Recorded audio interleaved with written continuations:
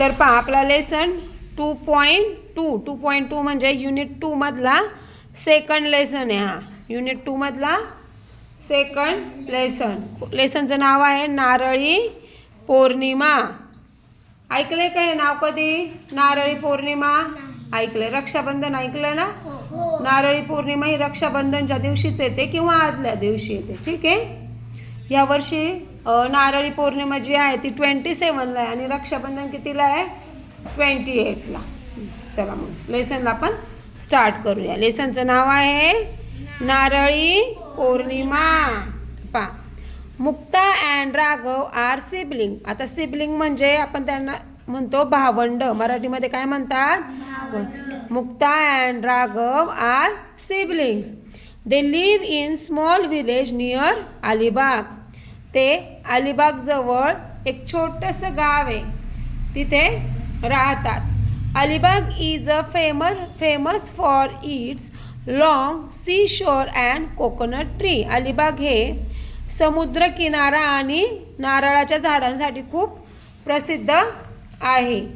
There father is fisherman. त्यांचे वडील कोण होते? फिशरमॅन. फिशरमॅन म्हणजे मासेमारी करणारे लोक किंवा त्यांना आपण म्हणतो Koli. Their mother makes tasty coconut sweet. आणि त्यांची जी आई आहे ती कोकोनटपासून गोड पदार्थ बनवत असते. Also she makes solkadhi by using coconut flesh. ते कोकोनटचं फ्लेश म्हणजे काय? तो गर असतो ना, खोबऱ्यापासून सोलकढी पण बनवते. They use coconut shells to decorate their house. Shells म्हणजे हे जे नारळाचा कडक भाग असतो, आपण फोडल्यानंतर तो वरचं कवच निघतं, त्याला काय म्हणतो आपण? Shell. They use coconut shells to decorate their house. They make door mats from brown husk. Brown husk म्हणजे ज्या नारळाच्या जावळ्या असतात माहिती ना, नारळ आपण सोलतो ते केसांसारखं निघतं, त्याला काय म्हणतात? हस्क. त्याच्यापासून काय बनवतात? पाय पुसण्या. Today Mukta woke up early. तर आज मुक्ता लवकर उठली. She said today is very special day. ती बोलली की आज एकदम स्पेशल दिवस आहे. Raghav ask what special Mukta. राघवने विचारलं काय स्पेशल दिवस आहे आज. She smile and said. ती हसली आणि बोलू लागले today is Narali Purnima and Rakshabandhan. तर आज नारळी पौर्णिमा आणि रक्षाबंधन आहे.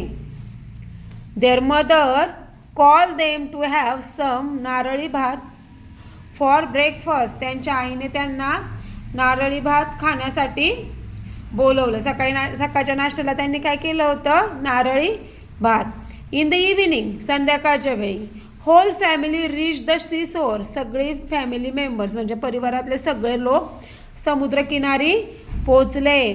हर mother prepared a puja thali to worship the sea. त्यांच्या आईने पूजा थाली तयार केली समुद्राची पूजा करण्यासाठी. वर्शिप म्हणजे पूजा करणे. At the end they offered a coconut to the sea. आणि शेवटी त्यांनी काय केलं?